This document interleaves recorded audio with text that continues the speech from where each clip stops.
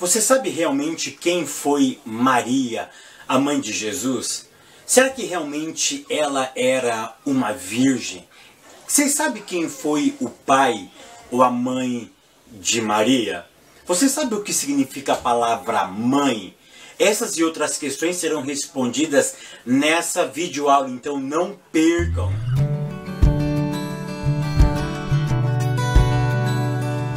A paz, queridos, que bom estarmos aqui novamente no nosso programa semanal da Escola Bíblica Dominical para darmos sequência à nossa série de estudos bíblicos baseado no tema o caráter do cristão. E hoje chegamos na lição de número 11. E a lição de número 11 tem como título Maria, Mãe de Jesus, uma serva humilde.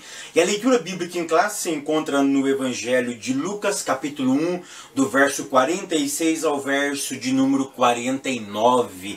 Evangelho segundo escreveu Lucas, capítulo de número 1, do verso 46 ao verso 49. Então hoje nós vamos falar sobre Maria, a mãe do Senhor Jesus, a mãe do Yeshua, que é assim que ele era conhecido na terra de Israel. Então nós vamos dar continuidade à nossa saga. Nós estamos numa saga, nós estamos numa caminhada sobre o caráter do cristão, como que o cristão se molda. Nós estamos observando que é através da palavra de Deus, e nós estamos com alguns exemplos, e esse é mais um exemplo de uma mulher, é a segunda mulher do Novo Testamento. A primeira estudada foi semana passada do Novo Testamento, a Maria de Betânia, a irmã de Marta e de Lázaro, e agora chegou a vez da mãe do Messias, a mãe de Jesus. E estudar a mãe de Jesus é algo assim motivador, tá? Por quê? Por algumas razões. Estudar Maria é aprender no mínimo 5 coisas. Primeira coisa que eu aprendo quando eu estudo Maria, que Deus é soberano. O que é soberania? O que é alguém soberano? O soberano é aquele que faz aquilo que ele quer. É o que age sem intermediário. É o que age sem conselheiro. Ele faz aquilo que lhe apraz. Então quando ele escolhe Maria, ele não explica o motivo. Ele simplesmente a escolhe. E isso demonstra, e isso nós aprendemos que ele é um Deus soberano. A segunda coisa que eu aprendo quando eu estudo Maria é que Deus sempre terá os seus. Por que eu escrevi isso? Porque Maria, ela é daquele período que nós chamamos interbíblico. É o período que nós aprendemos que Deus não se comunicava. Eu já repeti várias e várias vezes que esse período é um período que não é que Deus não se manifestava, é um período que não teve escrito inspirado, que não teve literatura inspirada. Deus silencia no ato de escrever de forma inspirada por cerca de 400 anos. Mas perceba que nesse intervalo tiveram homens e mulheres que temeram a Ele, que serviram a Ele. Um dos exemplos é Macabeus. Eu já expliquei isso numa aula que eu dei sobre Daniel. Nós já vimos, nós estudamos também o homem chamado Zacarias, aquele sacerdote que entrou, que viveu no período interbíblico e que ele teve um grande encontro com o Eterno. E também nós vemos agora Maria, tá? Maria também, ela é nesse período, vamos dizer assim, interbíblico. Mas você percebe que mesmo nesse período, Deus sempre tem os seus escolhidos. A terceira coisa que eu aprendo estudando Maria é que na vida eu não preciso compreender tudo. Maria, diante da revelação que ela estava ali diante, ela não compreendeu tudo, ela ficou perplexa de tudo que estava acontecendo, mas ela teve a consciência de uma coisa, que ela iria cumprir, que ela ia fazer tudo segundo a palavra do Eterno, ou seja, ela entendeu que era a vontade soberana de Deus. Então na vida eu não preciso compreender tudo, tá? Eu não preciso compreender tudo. A quarta coisa que eu aprendo quando eu estudo Maria é que Deus não revela tudo, mas em parte. Então perceba que quando Deus foi falar, o anjo Gabriel foi falar com Maria, ele revelou tudo para Maria? Não. Ele revelou algumas coisas, ele revelou parte daquilo que Deus iria fazer na vida dela e na vida de seu filho. E a quinta coisa que eu aprendo quando eu estudo Maria, que crer em sua palavra nos fará prosperar. Crer na palavra do Eterno fará com que nós cumpramos a sua vontade. E Paulo diz em Romanos 12 que a vontade de Deus ela é boa, perfeita e agradável. Então por isso que estudar Maria é inspirador. Eu te convido a continuar comigo para estudar Maria. Você sabe o que significa Maria? Você sabe o nome dela em hebraico? Você sabe de onde que Maria veio? Quem foi José? Você sabe o que significa a palavra mãe? Então essas coisas nós vamos... Ela era realmente uma virgem. Então são essas coisas que nós vamos tentar esclarecer aqui nessa videoaula. Tópico primeiro, Maria, a mãe de Jesus. Ponto 1. Quem era Maria? Primeiramente iremos tentar desvendar se realmente Maria era da tribo de Judá. Perceba uma coisa. Jesus, ele foi prometido no Antigo Testamento que o Messias viria da tribo de Judá. Então Maria e o seu esposo deveria ser da tribo de Judá. E aí se nós lermos o Evangelho de Mateus, no capítulo 1, tá? Do verso 1 ao verso 16, vai falar sobre a genealogia de Jesus. Começa em Abraão e termina em José, que foi esposo de Maria, o qual nasceu Jesus. Então ali no Evangelho de Mateus vai ter a referência de que o pai de José chamava-se Jacó e Jacove. E nós vamos ter um outro relato da genealogia de Jesus em Lucas. E em Lucas fala um outro nome de pai. Diz que em Mateus o pai de José chamava-se Jacó. E o pai de José, no livro de Lucas, chamava-se Eli. Parece uma controvérsia, não parece? E a maioria dos teólogos vão afirmar que Mateus está falando sobre a genealogia de José. Ou seja, José passando por Davi e passando por Salomão.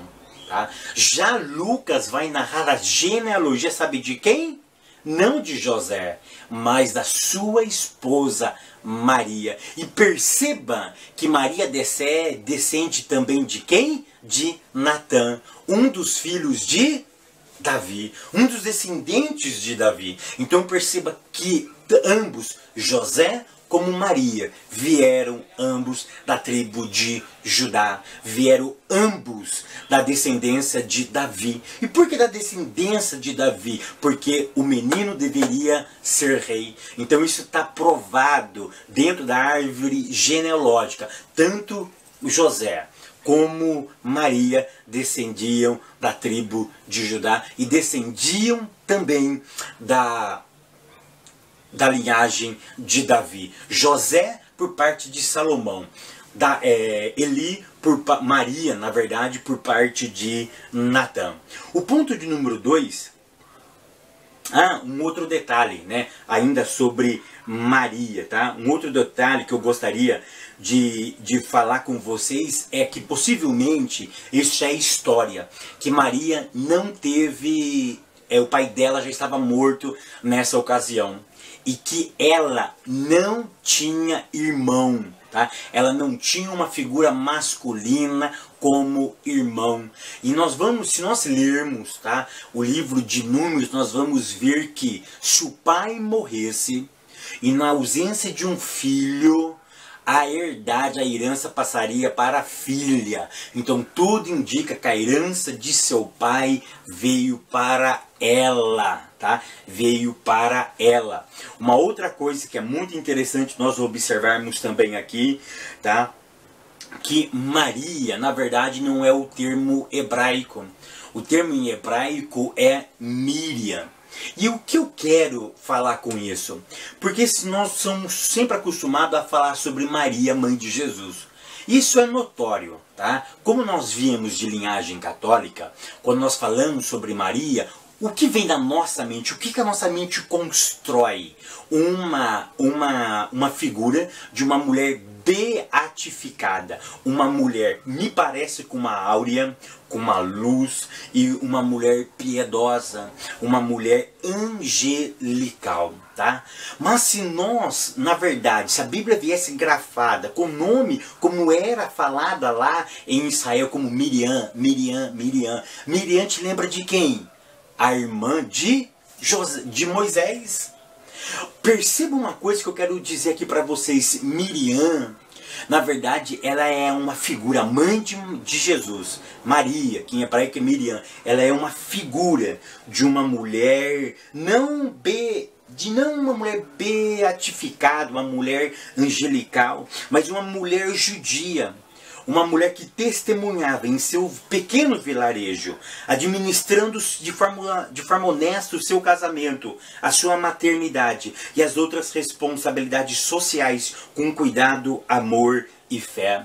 Ou seja, quando nós mencionamos Miriam, nós mencionamos, na verdade, um exemplo de uma mulher judia, um exemplo de uma mulher que morava num pequeno vilarejo, que era uma pessoa dessa terra, uma pessoa humana, mas que tinha uma grande missão de valorizar o seu casamento, de valorizar a sua maternidade e ter uma grande responsabilidade social. E dentro dessa responsabilidade, exercer isso com amor e com empenho. Então, na verdade, quando a gente fala Miriam, a gente relembra de Moshe Rabenu, né? Moshe Rabenu, que em hebraico é Moshe, nosso professor. Então perceba que Miriam, quando eu começo a falar Miriam, mãe de Yeshua, Miriam, mãe de Jesus, Miriam, mãe de Jesus, eu lembro de uma judia, uma mulher terrena, mas dedicada ao seu lar. No ponto 2, vai falar sobre as suas qualidades e o seu caráter.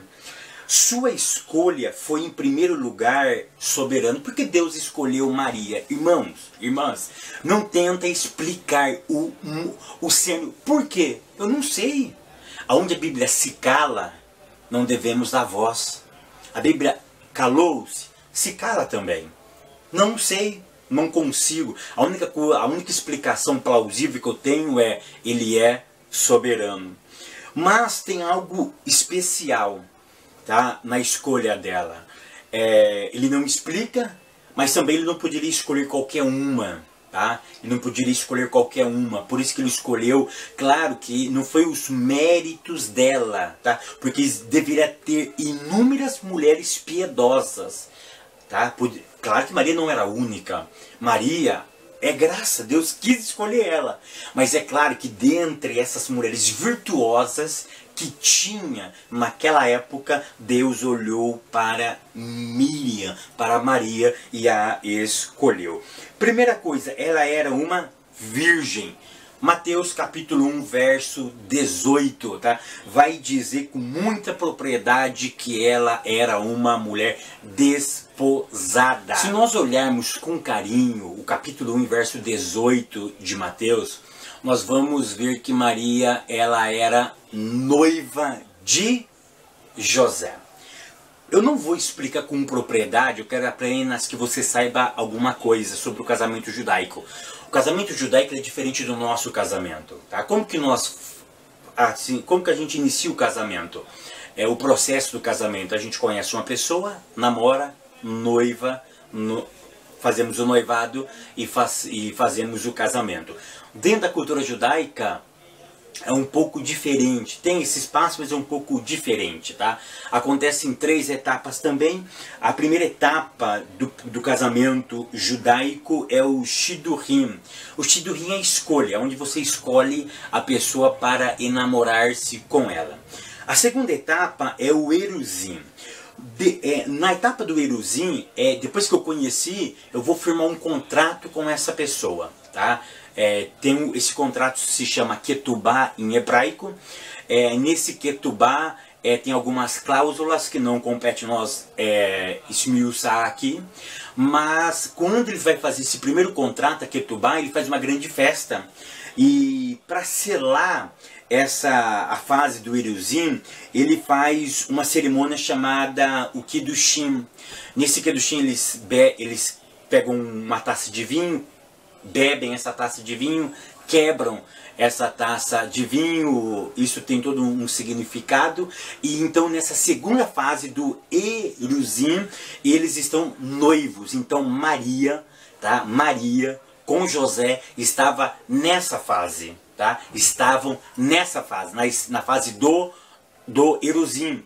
O noivo, ele ia embora, ele não via a noiva, tá? Ele ficava aproximadamente de 1 a 2 anos fora, se preparando para voltar e buscar a noiva, que aí tem a terceira fase, que a terceira fase é o Nessumim, onde ele vinha com convidados, com algumas pessoas tocando a trombeta, tocando o chofar, para buscar então a noiva. E a noiva não sabia o dia do noivo, então tudo nos leva a crer que ela estava na segunda fase do Eruzim, tá? Ela estava nessa segunda fase, então ela não teve relação sexual com José, porque ela estava na segunda fase, tá? Se ambos cometessem adultério, tá? A Mishnah vai dizer a forma que eles deveriam morrer, de forma apedrejada e outras formas. Ou seja, existia um estilo, tá? Existia uma penalidade caso ambos, um ou outro, cometesse a infração do ato sexual antes do casamento. Então isso nos prova, isso é uma pequena deixa que nos prova de que Maria era uma virgem, porque ela estava no segundo processo do casamento dentro da cultura judaica.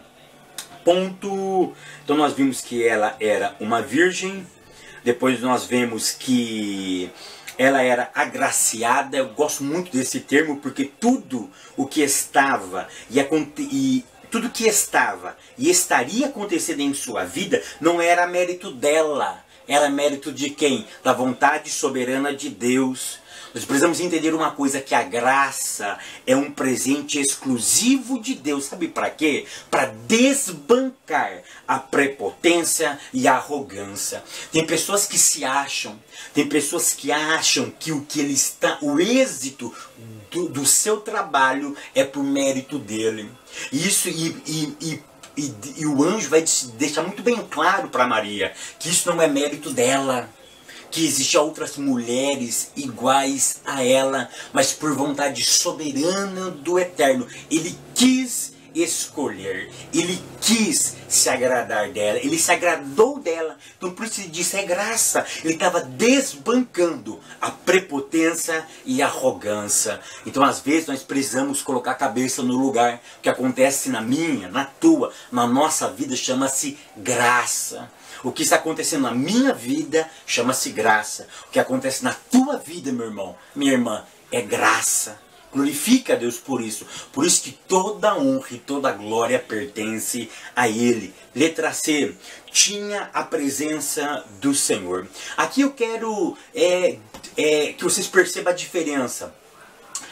O que é a presença do Senhor? Existem de forma bem simples, duas maneiras de eu explicar a presença do Senhor. A primeira forma é a forma genérica. Por quê?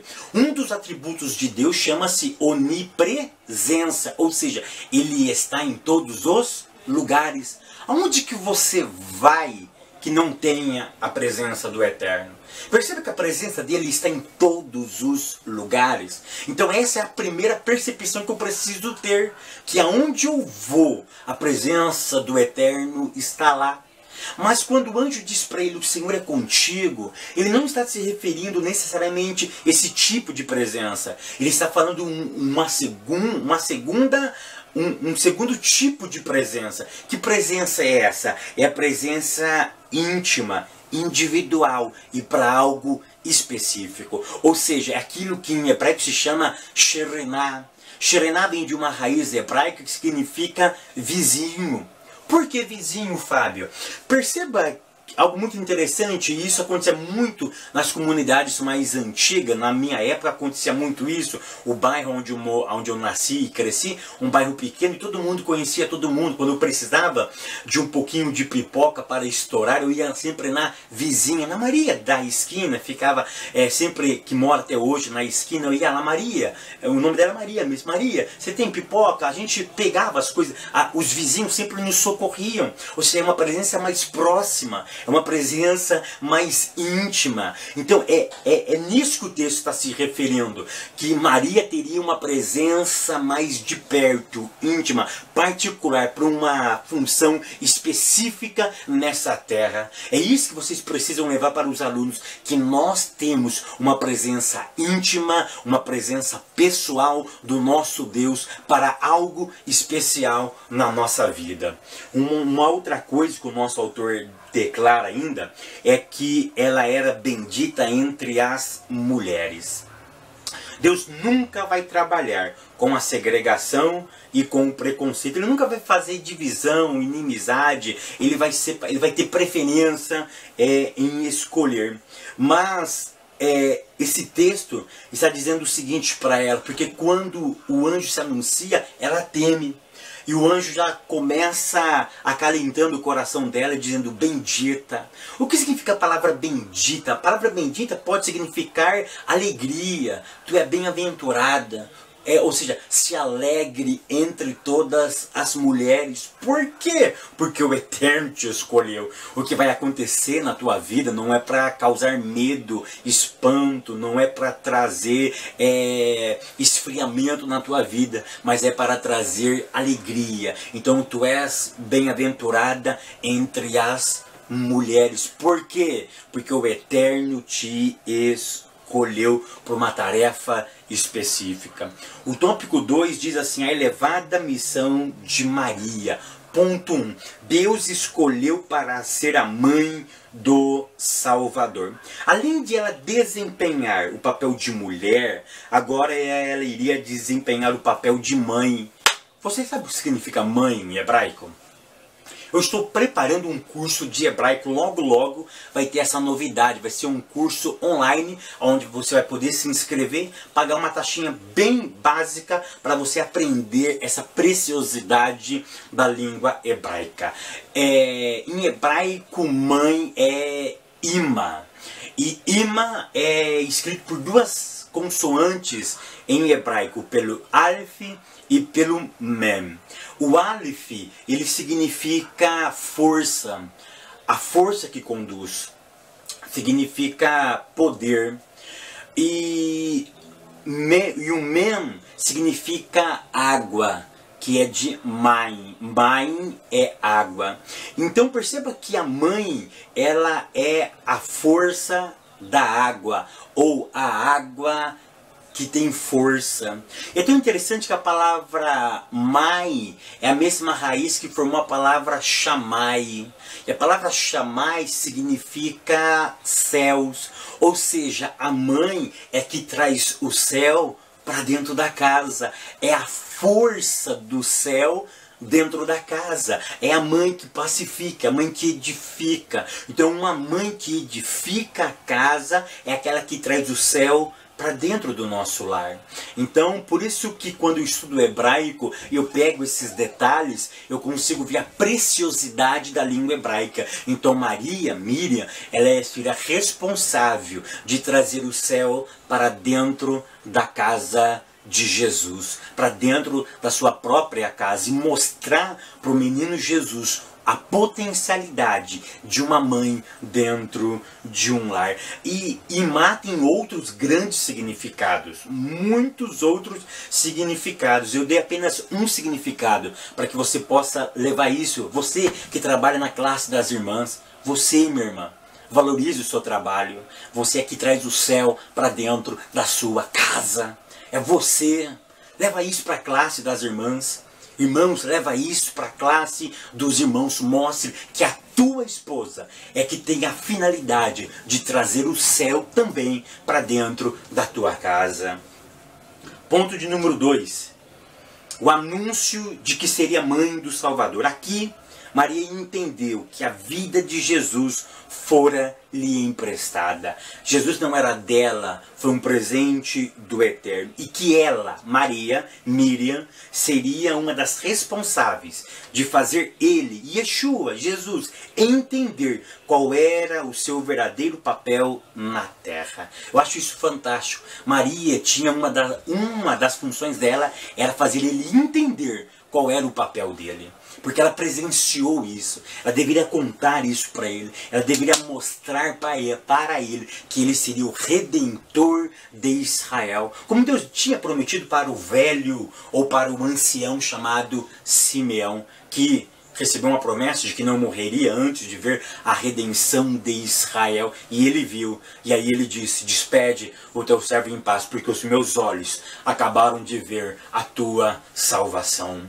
Então ela deveria ter essa incumbência de transmitir para ele. E um outro detalhe que eu acho muito interessante nesse ponto é que, se você ler Lucas, no capítulo 1, quando ela interroga, quando o anjo chega para ela, o anjo, em 2 versículos, ele narra 33 anos de vida deste menino.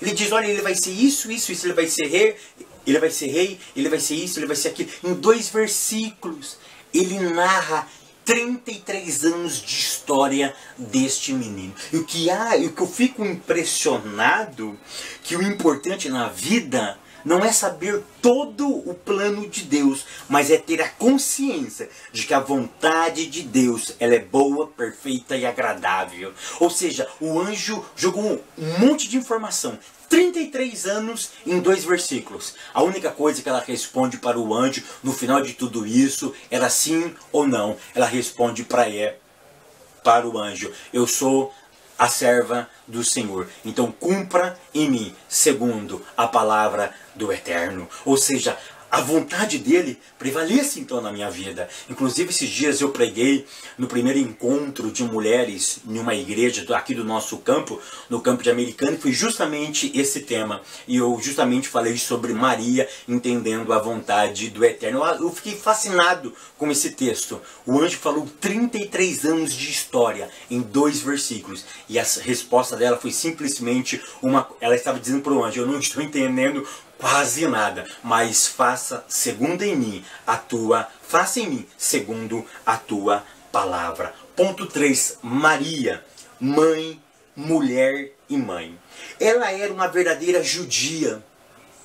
Ela entendia perfeitamente o seu papel e por isso ela o executava. Maria era uma fervorosa na comunhão com Deus. Era uma mulher espiritual. Nesse ponto, o texto vai dizer, a lição vai mostrar de forma muito clara que Maria não se ausentava da igreja, Maria não se ausentava do templo, Maria circuncidou-se Jesus, Maria fez o processo da purificação em Jesus com 40 dias de nascença, de vida. Maria, aos 12 anos completos, levou ele para Jerusalém. Você lembra quando Jesus se perdeu em Jerusalém? Você está lembrado? Que volta e encontra Jesus na onde? No templo. E ele faz aquela pergunta, Maria faz aquela pergunta: filho, nós estávamos te procurando, teu pai e eu estávamos te procurando. E ele responde então para o seu pai e a sua mãe: mas vocês não sabiam que eu tinha um negócio eu vim aqui para tratar dos negócios de meu pai? Que festa ela foi lá? Aí você pode me responder: ela foi na festa da Páscoa. Sim, mas por que Lucas diz que foi aos 12 anos? Porque com 12 anos, os meninos judeus faziam uma festa chamada Bar Mitzvah. Bar é aramaico, porque filho em hebraico é Ben. Ben é filho. Bar é aramaico. Bar, filho. Mitzvah, mandamento. Filho do mandamento. É depois que o menino alcançasse a maioridade, ele iria até a Jerusalém, ele fazia uma festa, e essa festa chamava-se Bar Mitzvah, quando ele alcançava a maioridade. É por isso que ele estava conversando com os sacerdotes, com os doutores, e os doutores ficaram assim de boca aberta, de ver a sabedoria que vinha da boca daquele menino. Sabe por quê? Isso era responsabilidade de quem? De Maria. Maria o educava. Nós passamos despercebido. Maria exerceu a educação dentro da sua casa. O problema é que nós, pais, estamos negligenciando a educação cristã em nossos lares e estamos transferindo para a igreja, para o pastor e para a escola bíblica dominical, embora essas instituições tenham a finalidade básica e primordial de nos educar também, mas ela está falhando também nos seus processos. Mas eu não posso transferir responsabilidade. É por isso que nesse ponto eu saliento a espiritualidade, o fervor de Maria, de Miriam, mãe de Jesus. Tópico 3. O seu papel no plano da salvação. Maria deu à luz a semente da mulher. Ponto 2. Maria não é redentora. Ponto 3. Maria não é mediadora. Queridos, nesse ponto eu entendo que basta apenas uma leitura muito rápida, porque a maioria de nós que estamos na classe entendemos que Jesus é o único mediador entre Deus e os homens. Tá? Aí está muito bem claro. Aí é uma questão mais de história. Eu quero então concluir a aula de hoje dizendo o seguinte: que possamos entender que Maria foi um exemplo de mulher e não um exemplo de beatificação. Que o Eterno continue abençoando a todos vocês. Até semana que vem, querendo Deus.